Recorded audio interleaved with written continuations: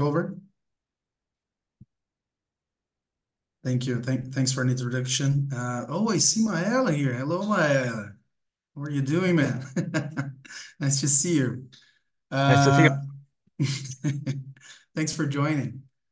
So, really quickly, just to recap why we're here. This is the theme, the subject that we're going to be discussing today, right?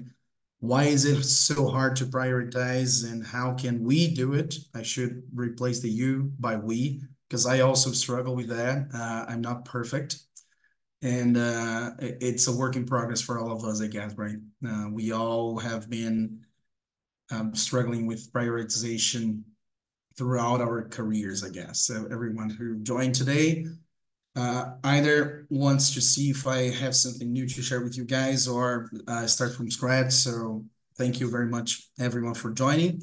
So before I get into the actual content for the presentation, just for you guys to know who Vagner is, I have my own company. So I founded a company like 6 years ago here in Brazil, which is called New Angle Consulting. So it's basically a consulting company specialized in business agility in Brazil. And last year, we founded New Angle Digital, which is a company founded in Montreal. And it represents our new digital products division. We have started developing our own products, and that division makes a lot of sense for us to be in Montreal because I do have a business partner who lives in Montreal, and there are a lot of different opportunities, and it's a huge hub for technology, as you, of course, you already know. So we are also in Montreal now as well.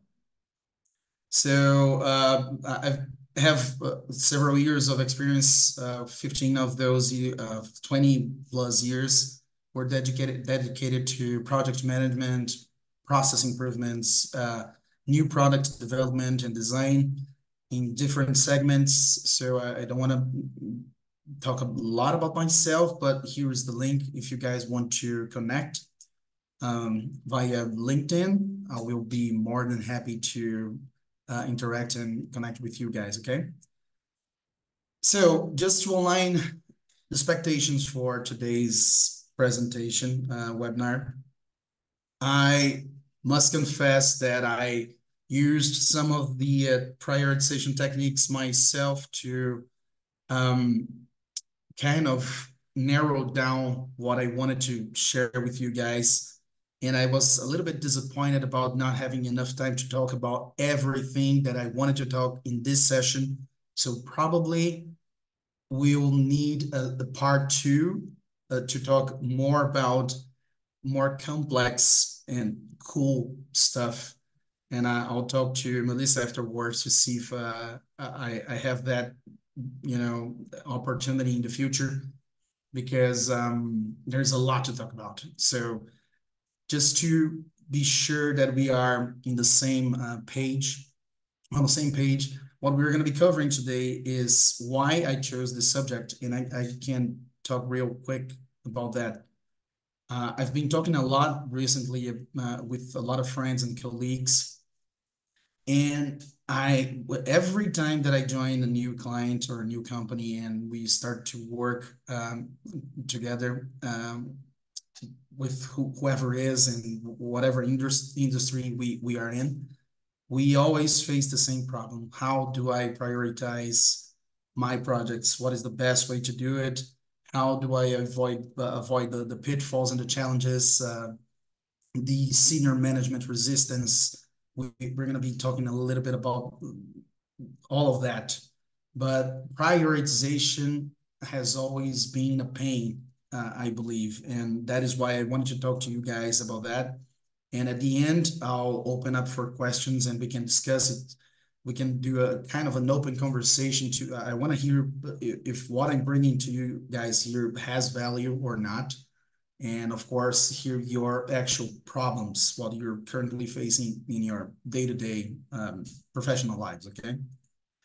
Uh, we're going to be discussing why it is important to prioritize. I know it's kind of obvious, but I tend to not underestimate the obvious. So I want to talk about different types of priorities. I will introduce just, I'm not sure if you guys are familiar with the paradox of choice. So this is something cool to present to you as well before jumping into prioritization. When we start to talk about the importance of prioritization, there are some key points and the consequences of not considering or taking into consideration those points. And throughout the presentation, I'm going to be trying to bring some nice tips for you from my personal experience. And I'm pretty sure those will be helpful to you guys as well if you're not doing those already. I'm going to be presenting the top 5 challenges based on my experience again for effective prioritization, what I have at least been throughout my career, and how actually options of how we could address those challenges. So I'm going to be presenting some common prioritization techniques with some small and straight to the point, but real world um, examples. So we can jump out of only the theory. And I have some tools to share with you guys because I don't want to just keep talking. I want you guys to have something at the end of this webinar to actually use, as I said in the presentation overview, in the description of the webinar. I promised that, and I want to keep that promise to share real tools for you to be able to use in your day-to-day activities. So we're also going to be discussing why you need to understand and adapt it to your specific scenarios and context. This is where I was a little bit frustrated because I wanted to introduce more about what I will be presenting to you as I've been using recently, but I'm still kind of exploring and experimenting a lot with what I'm going to be showing you guys. So probably this is one of the things that will need another webinar to discuss. But anyway, we'll get there. And what's not covered today is, like, I'm not going to be doing any in-depth or comprehensive course into prioritization techniques. We don't have time for that, nor for time management in depth or evidence-based decisions or personal organization and prioritization strategies, okay? I'm going to be giving you guys tips, but we have the time constraint. So the time is our biggest restriction today, and I have to respect that, okay? All right, so without further ado, let's jump into the cool stuff. Why prioritize and the importance of prioritization? So, as I said, before jumping into that, I wanted to discuss the types of priorities that we have in life, right? And just to narrow down what we're going to be talking about here today. So we do have personal priorities, we have professional priorities, and we have business priorities when we are working for a company or an organization, right?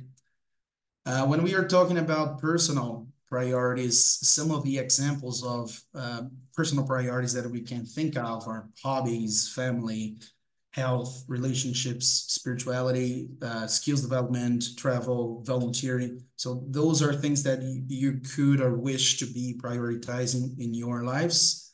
When talking about professional priorities, we can talk about career development, entrepreneurship, self-marketing or exposure when you want to get to be known in the community, community engagement, if you want to be a content creator, networking, participating in events, certifications, diplomas. So all those stuff are more related to professional priorities than personal. And there is the business priorities, right? Which is related to strategic objectives, portfolio, program, project, and team management, financial management related to P&L, new investment opportunities and new product releases. And this is basically where we're going to be focusing on. Of course, I'm going to be mentioning back and forth personal stuff, professional stuff. It kind of converges in the way. But before I move on to business priorities, I just wanted to share the first tip for you guys. It's if it's not in your calendar, it won't get done. And that is something that I learned after I read a book. I'll try to find the name. I don't remember right now. It's from Kevin Moore, I guess. And I learned that we should forget about to-do lists. And I know that is kind of not exactly obvious, but when you don't reserve time to do the things you want to do, either as a professional being or a personal being, individual, if it's not in your calendar, if you don't reserve time for that, so I want to, for example, to create some, I want to write a new article, right? And it is in my to-do list for like quite some time, months maybe, and I never have time to do it. You never have time to do it because it's not in your calendar, and you must respect. If you include it in your calendar, you must respect as if it were a medical or doctor appointment, right? So reserve time, put it in your calendar, and it will get done. I promise you that. I started to do it, and it works for me, and it worked for several other people that I know. So this is my first tip for you guys for before jumping into the actual business priorities. So this is kind of a provocative image, and I wanted to ask you guys how do you feel when you look at this shelf, when you see a lot of those? You can write it down if you don't want to open your microphones. How do you feel when you look several products and several options? I believe in Canada there you suffer that as well, right? Oh yeah. Um, for me personally, I like to cook. So I Okay. look at this and go, yeah, let me go dig in and figure out which one I want. All right. Nice. What about this one? When you go into a store with a lot of I'd, products like I might walk out the door. that. Exactly. And before we talk about priorities, I believe it's worth mentioning one concept called the paradox of choice, because that affects us whether we want it or not, because we as people want to have choice, but just not too much. If we have a lot of choices, a lot of options, our happiness starts to decrease. It's not the contrary, right? If we only have one option, of course, it's bad. But if we have too many options, that is also not good.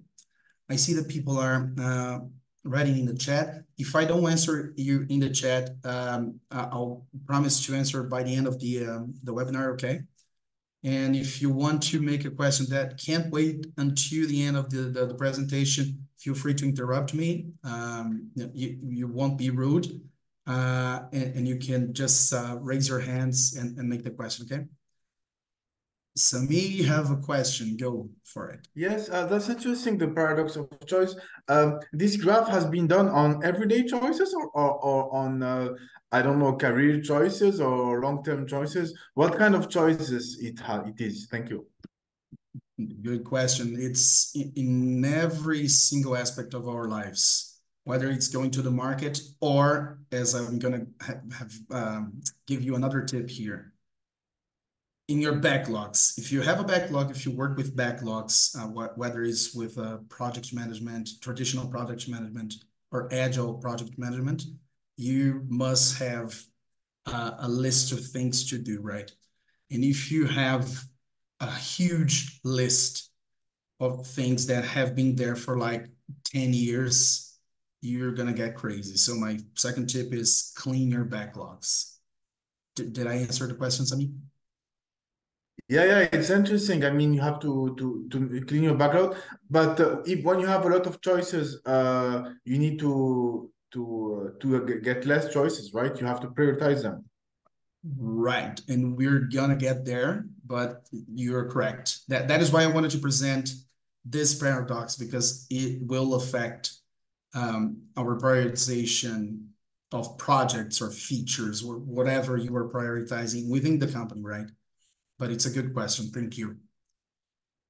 So, jumping into the key points of why it is important to prioritize, it may be more of the same for you guys, but maybe not. Maybe again, do not ever underestimate the obvious. I made that mistake several times, and I paid the price. So, do not underestimate the obvious. Okay, should be another tip here. Forgot to add that one. So the first key point is, for effective prioritization, when we have effective prioritization, it helps us enhance our focus and our efficiency. That is one of the things why prioritization is important, right? It helps us identify the most important things to do, and not only tasks, but projects or whatever you are prioritizing. This allows us as individuals or teams to allocate our time, energy, and resources more effectively, right? That is why we need prioritization. And if we don't do it, which is the consequence of our neglect here, if we do not have clear priorities, we can easily become distracted. And distraction, if we are talking about personal priorities, is one of the biggest. Distraction leads to procrastination, which leads to frustration, right? So we need to have clear priorities, otherwise we will be distracted, and that will lead to poor time management and, of course, decreased productivity. Give me thumbs up and I agree if you guys agree with this first point here. It can be in the chat as well. Yeah. Thanks, Anderson. So the second one, effective prioritization reduces stress and overload. That is an important one, very important one, actually. If you're feeling overwhelmed, you know what I mean here. So by clarifying what needs to be done first, prioritization reduces the overwhelming feeling that comes from seemingly endless to-do lists, right? So we need to know what to do first. Otherwise, we're gonna sit on our table every day and see that huge inbox with thousands of emails that we never read, and we're gonna get crazy, right? So we need to set our priorities at the beginning of the day. That's for sure. And the consequence of not doing that is basically failing to prioritize. Can lead to work overload and stress, as everything appears to be urgent and important. And of course, that can lead to burnout and even health issues, right? Like we've been seeing a lot lately. Do you guys agree with this one as well?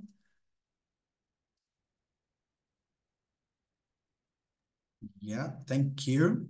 Yeah, nice. I'd say that, companies that prioritize can still overload their employees, right? So yes, I agree.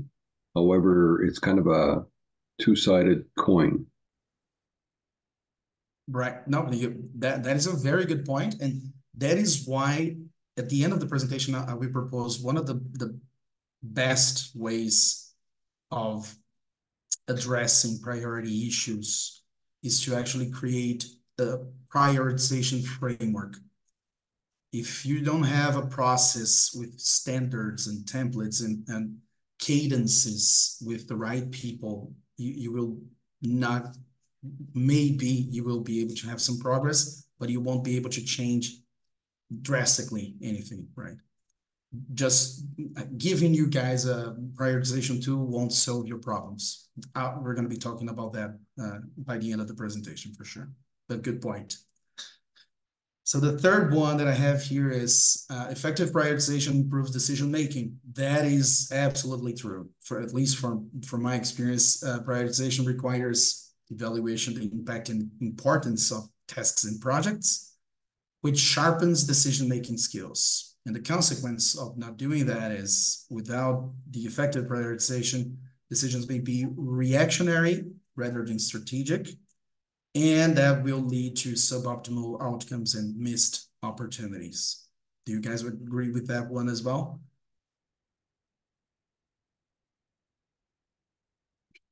Again, hard from Nelson. Yeah, for sure.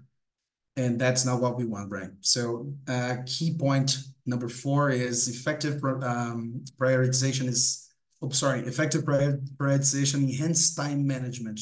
What I was talking about when you unorganized people have a lot of problems with prioritizing. So if I would include another tip that I didn't include here, it would be for you guys to try to get more, try to study more time management strategies to be more organized, because organization is liberating. If you are an organized people, you will automatically feel less stressed, less overwhelmed, and you'll be able to manage your work or whatever project you're working on much better without so much stress. So I strongly recommend improving your organizational skills, which it seems again obvious, but I've worked with a lot of people that suffer from disorganization. So the consequence of not using effective prioritization can lead to chronic lateness in completing projects, as you might know. And again, that can even damage the company's reputation and lead to contract and procurement issues because of the lack of delivery from projects, right? Does that make sense for you guys as well? I only have 2 more, okay, promise. All right. So key point number 5, effective prioritization facilitates better resource allocation. So prioritization helps ensure that critical resources, which is basically time, manpower, and money, are allocated to the projects that will deliver the most value. So if you do not have a priority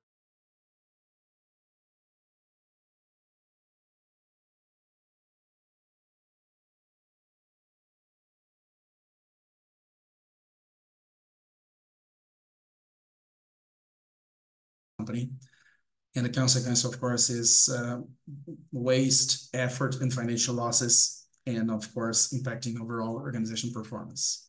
Do you agree with that one as well? All right. So the last one, this is the last one, okay? Effective prioritization supports a strategic goal achievement. This is one of the things that I see companies struggling a lot with as well, to align daily tasks with broader strategic objectives. Most companies do not do that correctly, or at least not in the easier way. They complicate a lot, much more than it should be complicated. There are, of course, complex scenarios, complex contexts, but if we use, there are a lot of good stuff. The last time that I was hosting a webinar for Lean-Agile, I brought one of the solutions for that, for those types of alignment, which is OKRs, right? I'm not sure if you guys are familiar or if you're using currently OKRs in your companies. Yeah, listen, good for you. Very good. Excellent. Not so much.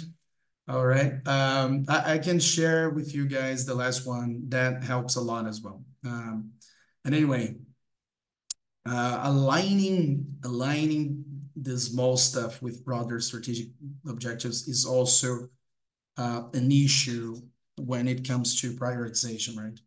So without prioritization, it's easy to drift away from your strategic goals. And of course, that will result in a lack of progress and fulfillment of your organization and maybe into your professional aspirations as well. And so this is one of the worst ones. So jumping to one of the things that will bring us closer to my proposed solution, okay? We already talked about why it is important to prioritize. I already talked a little bit about the paradox of choice and give you guys a couple of cheap tips of how you could be a little bit more organized and help yourselves to accomplish personal stuff even. So now we are going to be jumping into what I believe are the biggest barriers or challenges that you guys may find when trying to prioritize work, okay? And again, that is based on my experience. It's definitely not a comprehensive list. And maybe you guys have something else that should be included here. And again, I would love to have time to go over all the possibilities, but I had to prioritize the ones that I thought it would be the most important ones to share with you, okay? So the first one is lack of clarity. And when I say clarity, it's clarity of requirements, goals, direction, right? So this challenge here occurs when there is ambiguity, and I'm not sure if you guys are familiar with that word, but it happens a lot in our day-to-day. It's basically things that are not clear and have more than one meaning. It's the same thing that has that can be interpreted by different people in different ways. So when there is ambiguity regarding the project requirements, goals, or expected outcomes, and without clear direction, I should have highlighted this word here. When there is not clear direction, it's really difficult for team members to understand what they are supposed to achieve and why. This for me is definitely one of the first things that I always see when working. I come from software development. I'm not sure if all of you come from the same background, okay?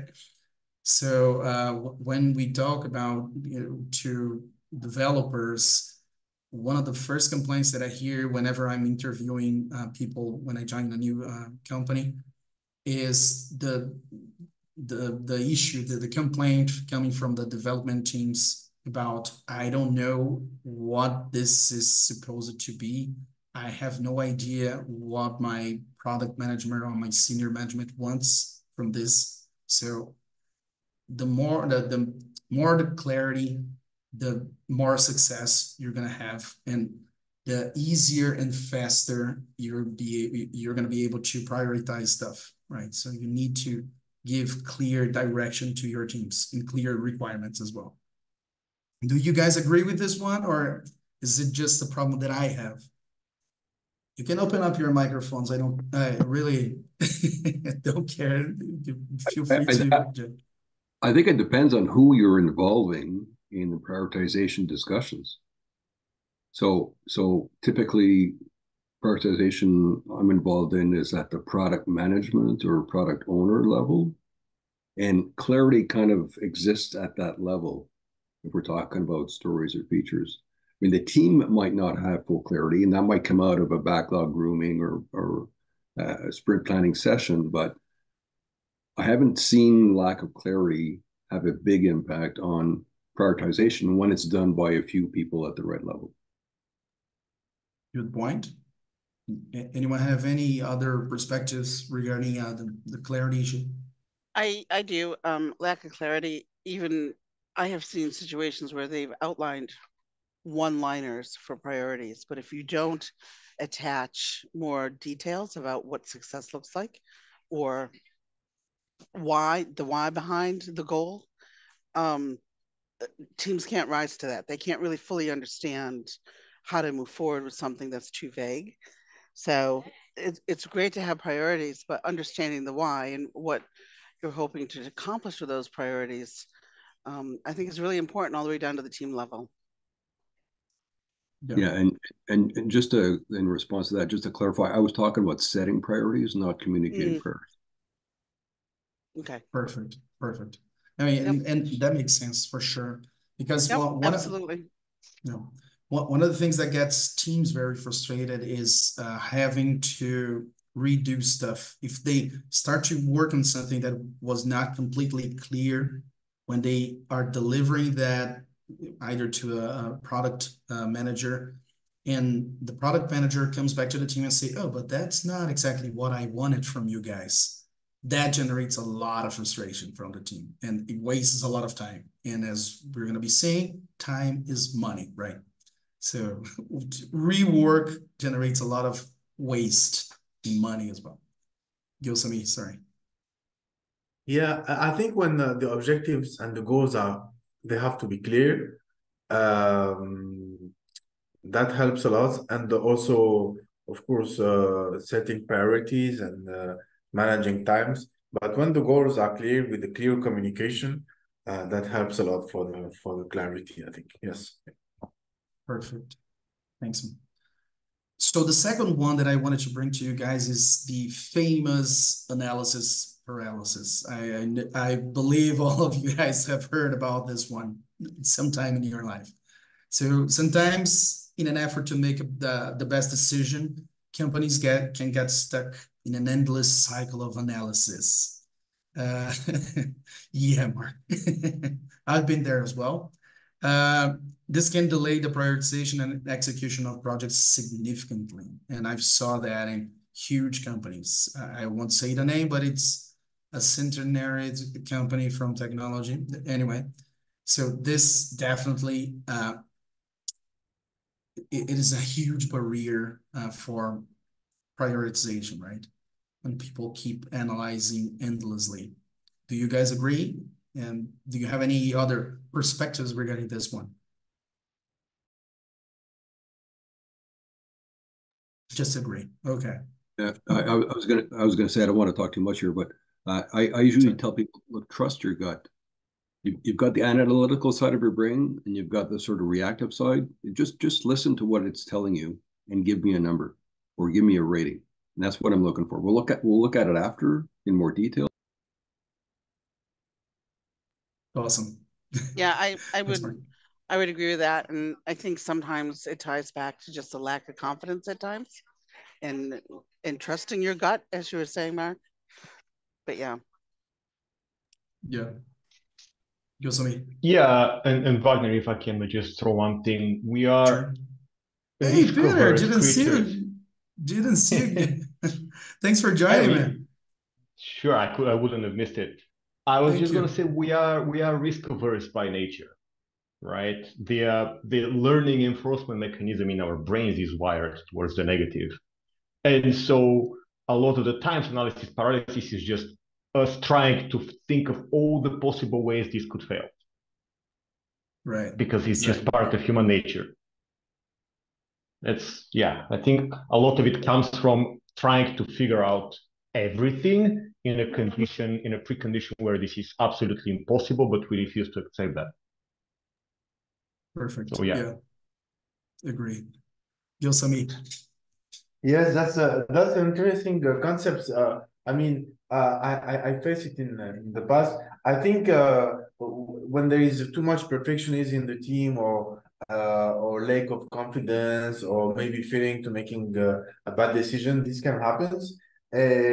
I think what's tricky and what's important is to be able to recognize when it's happening. It's not always clear, and I think by limiting tasks into very small tasks or small steps, and being able to take the decision when you recognize it, even with uncertainty, I think that might help. Yes. Awesome. Great, guys. Thanks for participating. I really, really appreciate that. This is not for me, it's for us, right? I'm bringing the discussions to the table. Of course, I'm going to be sharing some tools that we can use. It's good that Peter is here because me and Peter worked very recently in a very difficult project. And one of the most difficult things was prioritization, right, Peter? So thanks for joining. Interesting, not necessarily difficult, but interesting. Yeah, sure. You're a gentleman. So top-down decisions. This is definitely one of the other, I believe, most common challenges that we face, right? This happens when decisions about project prioritization are made by senior management without sufficient grounding in data or evidence, right? It's what you guys were saying about gut feelings.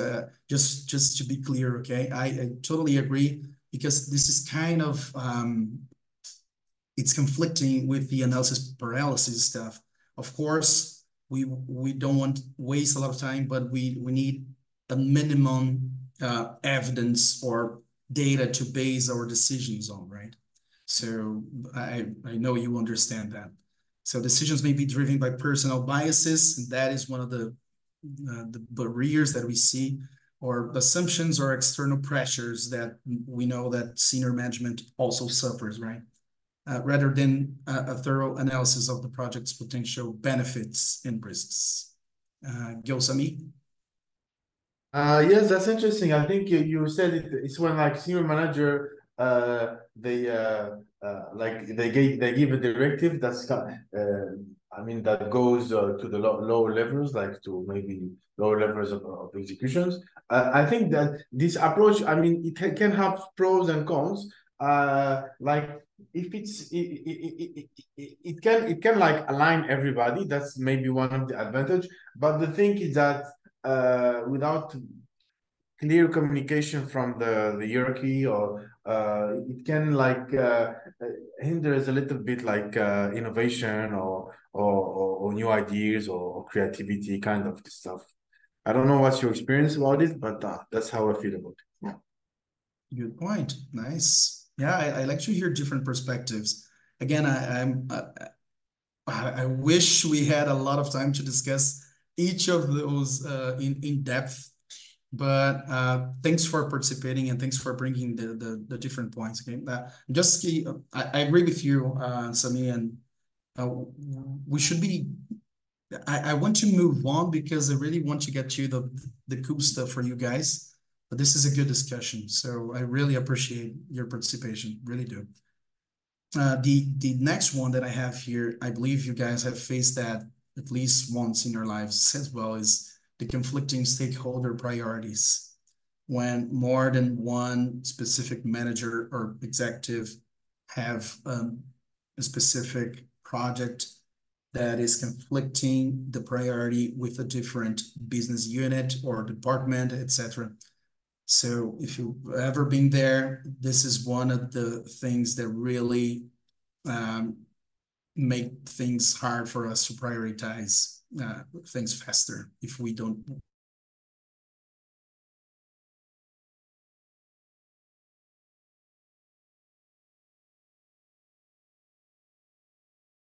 On which project should take precedence. This can be particularly challenging when stakeholders have significant influence but divergent interests.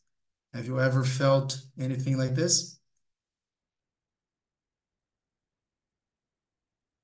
Can you hear me well? I received a message about unstable connection. Can hear you very well. Okay. That happened to me earlier, but it hasn't happened since. Nice. You're fine right now. Thank you. Samid, you have a point? Yeah, I think it's a situation that can happen. I think the sometimes it can like create tensions or like or maybe delays, but it's not always fun for people at the bottom. Anyways, but I like before, I think transparency and clear communication can help a lot in those issues. Yeah. For sure. Thanks. Yo, Peter. Yeah, Wagner, I think everyone anywhere will have inevitably run into these issues, right? The definition of management, it's in the word, it's managing resources under constraint. So there's no going around that. If we could do everything everyone wanted, we would not need management or prioritization or this nice lecture. So it's just part of life. I agree. Yeah. Anyone else? I'm going to be moving forward, but feel free to interrupt me if you have any other points to share. The last one I that actually So I this often is see. Oh, go ahead. Thank you, Alison. So basically, what Peter is saying is we cannot get rid of those constraints. How the only thing we can do is better find a better way to go around or to manage them, and that's where agile is coming, right? We have to be water, as our friend Bruce Lee Be water, my used friend. to say. Be water. Exactly. We have to be water. I often find that the conflicting stakeholder priorities tie into a lack of clarity and direction, like top down. So three of those I see happening together. Usually if I'm seeing conflicting stakeholder priorities, the first one and the third one are also factors in that story. For sure. Definitely. And the last one that I wanted to bring to you guys here is what I mentioned earlier, right? I think it was Mark who raised the question. So one thing, change the whole system, right? If you want to change the whole system, you need to have processes and standards created. I know some people kind of have goosebumps when we talk about standards, because we can't be documenting everything because of what is written in the Agile Manifesto. I totally understand that, but we need a minimal standard and process for the systems to run smoothly, right? You know what I'm talking about, right? Right. Believe me, I'm not. I don't. Sorry. Go ahead. I tell my teams when I'm coaching, I tell my teams it's the just right amount of process, so that it helps you be efficient, but it doesn't hold you back or hinder you. My biggest pet peeve are, I have some that just like to document everything to death, but as soon as you document, it's old. Yeah. It's outdated. Yeah, I mean, who's going to maintain this stuff, right? Not me, because that's my worst nightmare. But yeah, so it's about having just right. I don't think the Agile Manifesto is saying don't have any process. It's saying people over process. That's a different message, and it's about the people and having just enough there so that they can be efficient. Exactly. Thank you, Alison. Very, very much true. And it does also say, adapt. So whenever the process is not right anymore, change it. Perfect. Yeah. Thanks, Maya. I mean, even Scrum is just a 17-minute read, but even those 17 minutes, if you don't do all of it, you're not doing Scrum anymore. It's minimal, but it's still there if you want to call it Scrum. So I tell people all the time, I'm an Agilist. I love it. I've been in IT for over 30 years. It is definitely my jam, but I am not by any means a purist of any framework. Everywhere I've worked, no one has done it the same. They implement it to the way that it works for them, for better or for worse in some cases. But I think this concept of one size fits all has to be challenged a little bit. I think you have to adapt it, inspect and adapt to make it work for the teams you're working with. Perfect. Totally agree. Totally agree. And when I mentioned the lack of prioritization framework is basically that, right? The prioritization is part of the framework, actually. I didn't want to call it prioritization framework, but because it seems I'm trying to create something new, and I know that is very, polemic. But without is exactly what I bring here. Without a clear framework or set of criteria for prioritizing projects, decisions can become subjective, and we see a lot of that, right? Subjective decisions and inconsistent decisions. And this can definitely lead again to the decision paralysis or flip-flopping, which is even worse, right? People that keep changing opinions and priorities and directions all the time, that gets me crazy. I'm not sure if you guys agree, but that wastes a lot of time in research, a lot of time. So these are the top 5 ones that I wanted to bring to you guys, okay? I'm gonna be moving forward because we have like 13 minutes. I want to try to respect the time, but if you guys would like to stay a little bit longer for the Q&A at the end, well, it's kind of, I like the way we're doing this. It's kind of open conversation during the presentation. I like that, but we can be around a little longer. I will have to drop at 6, but I don't want you to be offended. It's not anything more than like, I'm done, I'm out of here. I have an appointment at 6 that I have to be to. But so far, I'm really enjoying this. Thank you. Thanks, Hanson. Appreciate it. So the next part is the interesting one of the most interesting ones. It's how to solve or at least address. I'm not promising to solve anything because I'm just going to be showing you guys the options that you might already know, right? So it's kind of more of the same, but it's good for us to discuss over them as we have been doing, right? So they're going to be proposing some solutions based on things that already exist. And in the end, I want to have a last open conversation about one of what I believe is going to be the new thing for prioritization and for anyone that wishes to keep in the top of the game for the next generation of project managers. But I'll get there.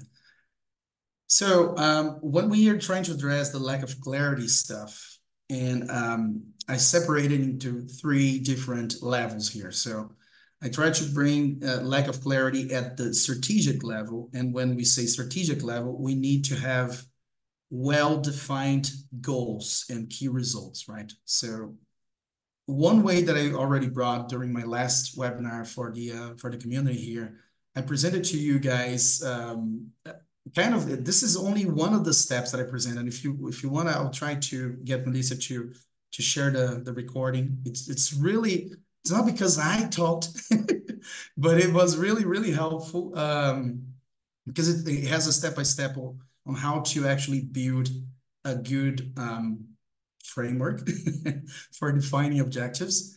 But this is the easiest way and the easiest formula that I could come up with, right? So if you want a formula, short formula to go straight to the point when defining goals, that is what I recommend. What you need to have for any goals or objectives you're creating is what do you want to achieve, plus the how much. So by how much do you want that? It can be numbers or the results that you want to expect to achieve.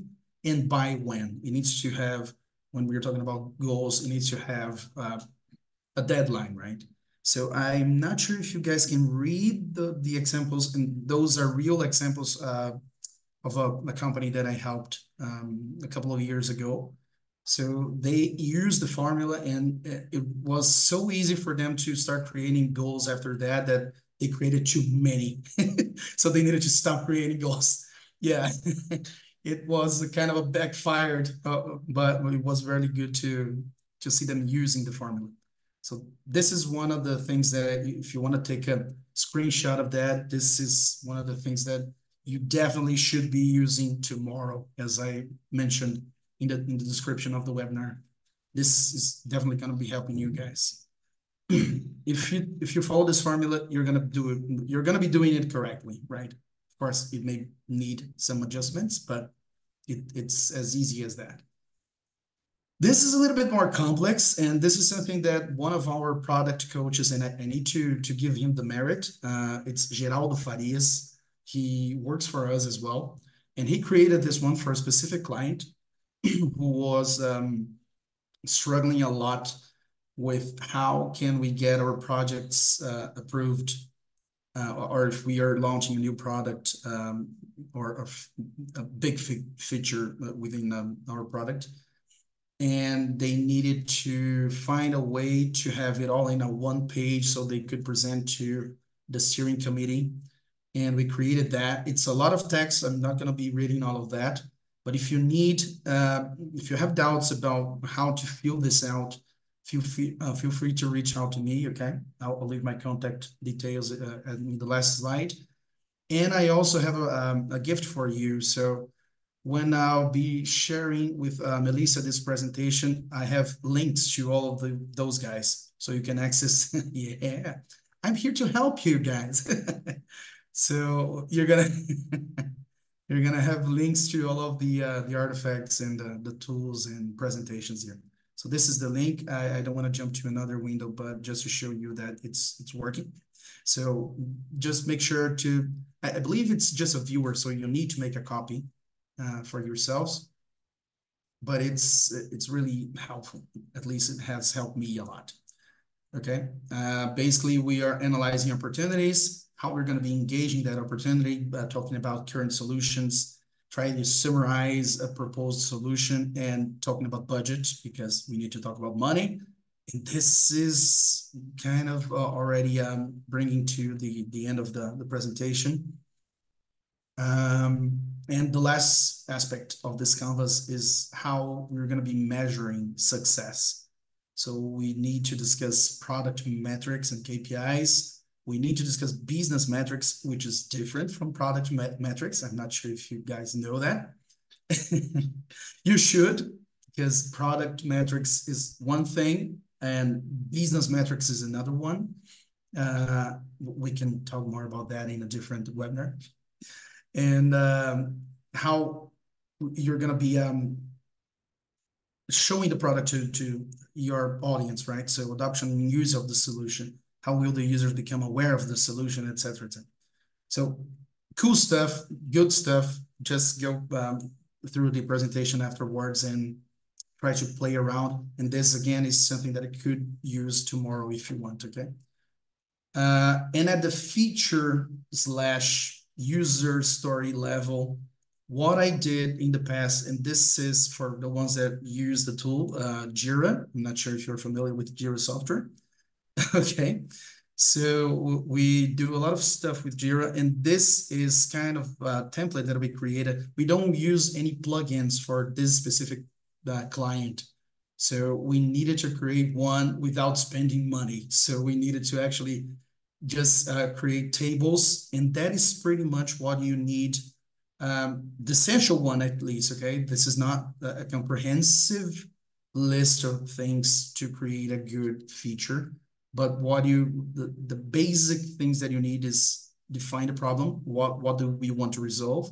Why do we need to resolve it? So to give clarity of purpose, and the consequence of not resolving it right now. And this will help you prioritize. When people answer this question here, that is why I'm bringing this template, because if it needs to be something that needs to be developed now to avoid, I don't know, some how can you say that? You're going to be missing an important date, and you're going to have to pay. I forgot the word in English. The cost of delay. Oh The man, cost of delay. There you go. Yeah. Thank you. We're gonna get there. So yes, this is something that we created, and it helps a lot. It has straight questions. I like to create feuds when you. Oh, I think I lost you. Just when it's starting. Yep, I think I lost him. Okay. Yeah. Oh, there you No, go. he's back. We lost you 10 seconds. Okay.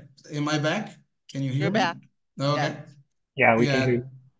Thanks for letting me know. So a good tip for you when you're creating, this is the tip number 3. Whenever possible, use standards and templates. We already talked about that. But when you were creating templates, try to write the question that you want people to answer. Because if you only write problem definition, you are giving them a very generic direction of what you want them to answer here.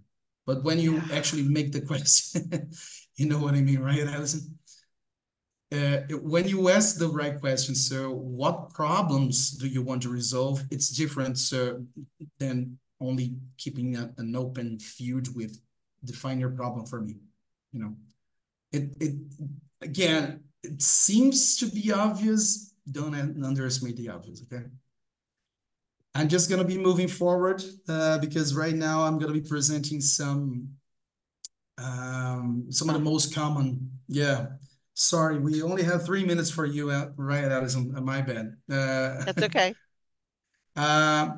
So I won't be getting into a lot of details about how to use it, but again, let me know if you don't receive this presentation because it has everything you guys need, okay?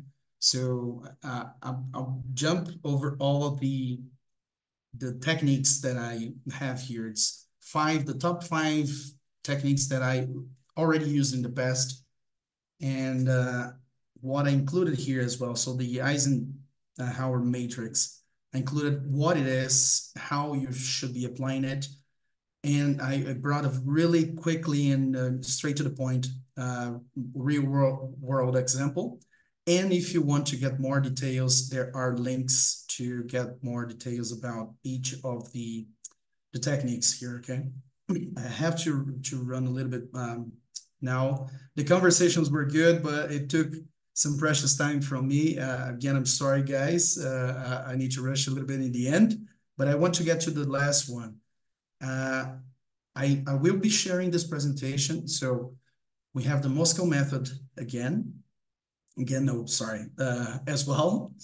And this is kind of one of the most straightforward ones, but there is a definition, a quick explanation, how you can apply it, what would be a good example in the real world. And if you want to get more details about the method itself, you have a link within it. Pareto principle, I know it's used for several stuff, but prioritization, it really does help a lot as well. And for the ones that are not familiar with the Pareto principle, or the 80-20 rule, it's basically saying 80% of consequences come from 20% of causes, or 20% of the effort produces 80% of the result. And that helps a lot with prioritization as well. And here's a quick example of how you could do it.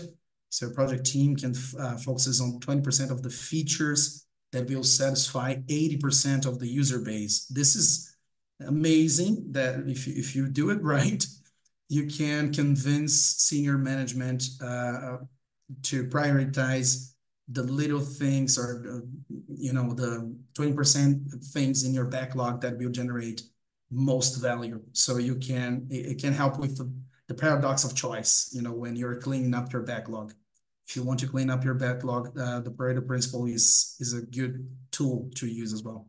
And if you want more information, go for it. It is here. The ABC method as well, same thing, what it is, how to apply in the real world example with more details. And finally, the value versus effort matrix. This again explained here real quickly how you could apply it. I'm sorry, this I need to update. And I know, Alison, you have to go, but for the ones that could stick around a little longer, this is the good stuff, right? If you want to start to create something that will generate value to yourself and to your specific scenario, you need to have some customizable options, right? I know all of the other options that I just presented, the Eisenhower matrix, the value versus effort, etc. All of those are, well, you just have to Google it, and you will find thousands of reference and resources about those. But this is something that we created, and this is extremely customizable. And again, there is the link for it, and you can copy. Feel free to copy and play it with it yourselves. I'm just gonna take a little bit, just 2 minutes to show you how exactly it works, okay? And I'll go back to the presentation. But I want to show that in practice of how you could use it, because you will end up having to adapt and to customize the solutions to your specific scenario, right? Your company may be looking to very specific aspects or criteria that any other company is looking at.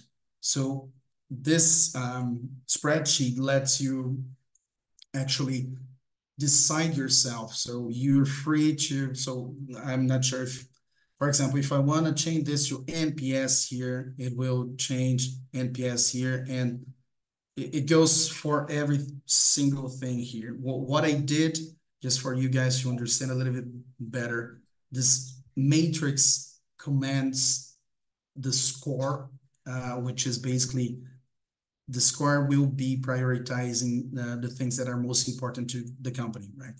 So as I did here, if we start with business KPIs, you are free to decide which are the criteria within this aspect, and they have different weights. So if business KPIs is more important than, I don't know, clarity and readiness of the feature, you can play around. So I would say that this has a bigger weight than the other one, and it will highlight whether you have overloaded nodes, you have exceeded the total of 11. So it kind of alerts you that you need to rebalance your matrix. So I need to take, like, let's say 10 weight points from this guy here, and let's remove 5 from this one. So, okay, so now it's rebalanced. I have different weights for each specific aspect, and within those aspects, I can have different criteria to make it as clear as possible for the people that are creating new projects or features, what we're going to be looking at. So if we want to have an ROI of, in the first month of launch, so we're launching and we want to have money back in the first month, let's say, just an option here, okay? It could be anything. You can feel free again to play around with this tool. And you select the biggest one here, it will have a bigger score based on the weight. And you can see that it's all linked. I know it seems complex, but it's really not. If you change the value here, it will automatically change the calculated weight for each grade. Of course, if you include like 15, we will have lots of weight here. But yeah, I believe you got the idea. And you can, again, rewrite the aspects, rewrite the criteria. And once you have this configured, you just need to do it once, right? You sit with everyone involved in the project. You sit with your senior management, with financial people, everyone in the same table. You define what the criteria for prioritization will be. And once this matrix is ready, anyone should be touching, no one else should be touching it, at least until you decide to reveal it. But at least for one cycle, don't touch it. You can start using, so for example, if you have a new feature, you have a new feature X that is going to be implemented by team Y, which is related to initiative Z, and we don't even need those one. You can have an impact in numbers here as well.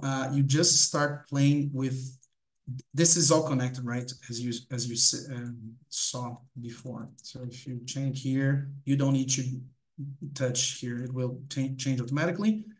So you know that the options are all coming from that matrix. And based on the selections that I'm doing here, I will be getting a different score. So if I change this guy here to another one, it will automatically change my score. If I change it back, it will change again. And at the end of the meeting or the cadence that you arrange with your team, the prioritization is as simple as sorting that, it's actually Z to A. So you have your priorities of the features that you should be implementing first and second, etc. Right? This, of course, is not as easy as it seems. Actually, this part is the easiest one. The hard part will be to get everyone in the same page, on the same page about the criterias. But if you're able to adjust the criterias with your teams and your company, you're going to be facilitating a lot the prioritization process for you. And again, you can include statuses, etc. But you see how easy that might be, right? Just making selections after the criteria are defined. You have your score, and you just have to sort it, and there you go. And if people want to question some of the decisions, you have data to present to them and say, okay, so we need to change the data set, right? We need to change our source. So if the source is wrong, our prioritization will be wrong. So you're saying that the source is wrong. So we need to go back to the meeting and align everyone again. But if everyone has agreed with these criteria, there shouldn't be any discussions about the scores. Go, Mael. Yeah, Wagner. This makes a tremendous lot of sense, of course, but this works only if it's tied to the strategic vision, the strategy objective. So my question is, what if the strategy changes? What if the context changes? What if the opportunity changes? We need to shorten that feedback, that delay between the change of strategy and those criteria. What would be your advice regarding that aspect? Well, good question. First, it shouldn't be changing that frequently, in my Yes, opinion. When true, we're but it talking does about, happen, right. unfortunately. Yeah. If it's changing that frequent, then you need to solve that problem first. That would be Yeah, my first advice, right? Why yeah, it is you guys are changing the strategic objectives so frequently. But if it does, you need to shorten the yeah. cycle for reviewing the matrix, right? This matrix. And I'm saying change of strategy at several level can be product level, can be, even business level, Yeah, and that's worse if it yeah. changes frequently at the business level. Definitely agree. Definitely agree. So basically, and that is a good point, right? So you need to make sure that the aspects here are the aspects should be the ones making the link with the strategy, right? So if we are looking to increase NPS, that should be here. And if we are not looking at NPS anymore, you should go back to a steering committee and talk to senior management and say, so we're not going to be looking at that anymore, right? So what do you guys want to look at now? But it needs to be a discussion. You cannot do anything by yourself, unfortunately. Not sure if I answered your question now. Yeah, definitely. Thanks. Yeah. Thank you. So I took a little bit more than 2 minutes, but I really want to, because this is the biggest delivery that I'm going to be doing to you guys today, right? This is one of the things that you can start playing around and might help you a lot with prioritization, for sure. But if you really want to change the system, as Mark pointed out in the beginning of the webinar, you need to redesign the system, right? You need to actually create a new design based on economic model. And that is why I think it was Mael who mentioned cost of delay. And I was going to go into that as the last slides, but unfortunately we won't have time, because cost of delay is definitely one of the things that I believe will be the next big thing for project managers. If we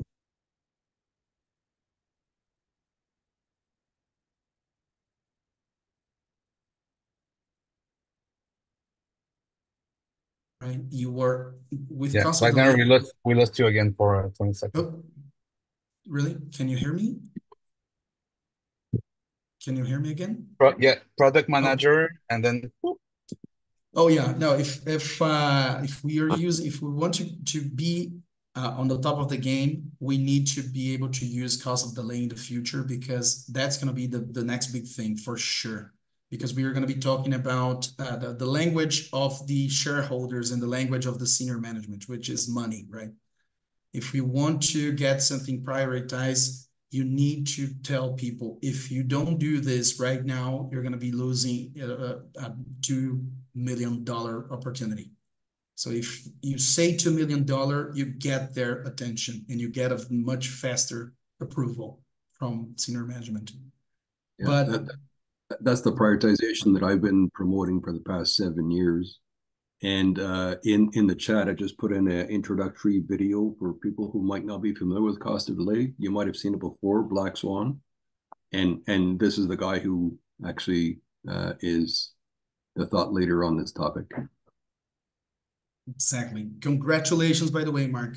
We should definitely let's get in touch. I want to hear your experience with cost of delay. That would be very helpful as well, because I really want to create a new webinar for the community I really want to be an open discussion about cost of delay, because this is something that people are struggling with, and I'm not sure if Peter is still with us here, but we were starting to do something similar to that at Yada as well, right? Hey, Yeah. Peter. Yeah, and I actually had a chance to see Reinerson live 2 weeks ago. He was here in Barcelona. Nice. So yeah, I was just gonna say, you talk about cost of delay as if it's the future. He's been talking about it and since the mid 80s, since he left McKinsey. Right. So it's not news. Neither is Agile, by the way. But at this point, Agile is basically the de facto standard, and it's now as good as time as any to move from all the kumbaya hand wavery, let's get together and everything will be fine sort of thing to it's a business. Its purpose is to make money. How do we make actually that happen, right? Exactly. And cost of delay is in the middle in terms of prioritization techniques, in the sense of how much information and skill you need to use it versus how much payoff you get for it. I find it the most useful. It's certainly more useful and more data-driven than things like Moscow or Eisenhower or value risk and stuff like that, and easier to use than things like earned value or NPV and stuff like that, the more strictly financial economic models.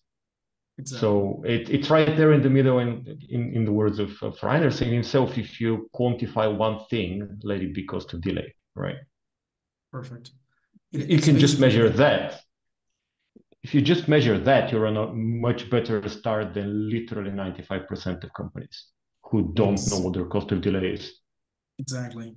And you're totally correct about the time that it has been created, right? It's weird, and now that you mention it, it's weird to hear myself saying that it's the next big thing, but it's not it's that it's new, but it's the next big thing that people will be using, right? As we do with a lot of things that were created in the 1930s, for example. So that we sell it as if it was something new, but cost of delay is definitely very, very old. But oh yeah, the science of small batches was created by Erlich in like the 1910s or something, and we still 90% of management doesn't, or companies don't realize that doing less can actually do more and faster. Yep. So just because the science is there, I mean, there's people who believe the Earth is flat. I hope I don't offend anyone, but just because the science is there doesn't mean people understand it or agree to it, because sometimes it's counterintuitive. Like I said, we are risk averse by nature, and some things just seem weird and need a deeper understanding from our side as coaches to be able to explain. So, yeah. Right. Any other points, guys? What can you add to this? I mean, Peter said it all. What I wanted to bring some of these quotes, but it's a lot of things. I will be sharing with you guys this presentation. But my last to wrap up, right? I wanted to give you this kind of insight. If you want to change a whole system, it's not by using one thing. Possibly by itself will not resolve all of your problems as well. Using one prioritization tool won't solve your problems. What you need is a kind of a framework based on economic models, right? You need to talk about money. If you want to have a better prioritization process and a faster prioritization process, you need to talk money. This is the language of the shareholders, and they are the ones that are paying our salaries, right? So if you can convert what you're doing into some kind of economic impact, You will, it's not that you need to transform everything into money, but if you want to have a better and faster process, you need to try at least. And of course, you need to have a process that supports that kind of decision making, right? So something similar to this one that I'm showing here that we did a couple of years ago. So going from the backlog to creating value proposition using that opportunity canvas that I showed you guys.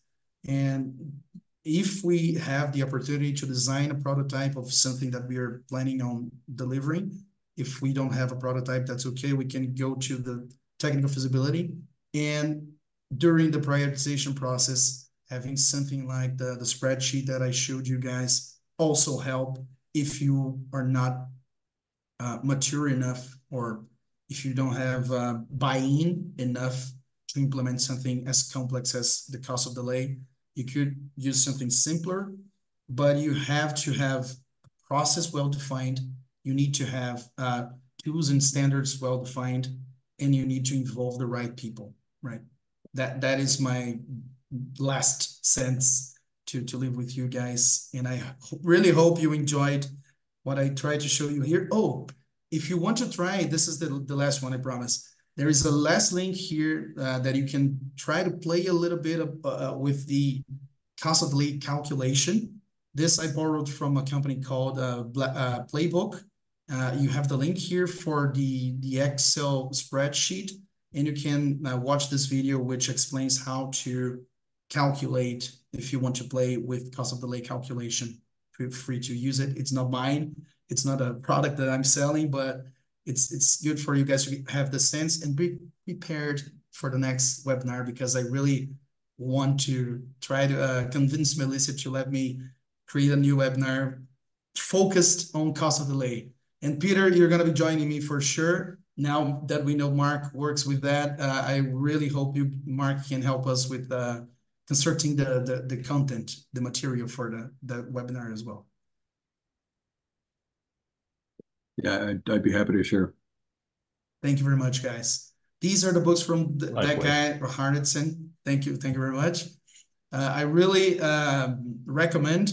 This is a very dense literature, so it's not something that you read from start to finish. It's kind of a reference book, but it's definitely one that you should have in your shelves.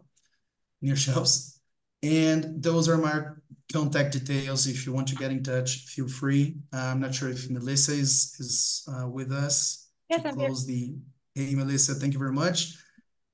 You gave me permission to extend a little bit, and I used it. I hope you don't mind. No, not at all. Thank you so much, Vanya. I'm gonna stop the recording now.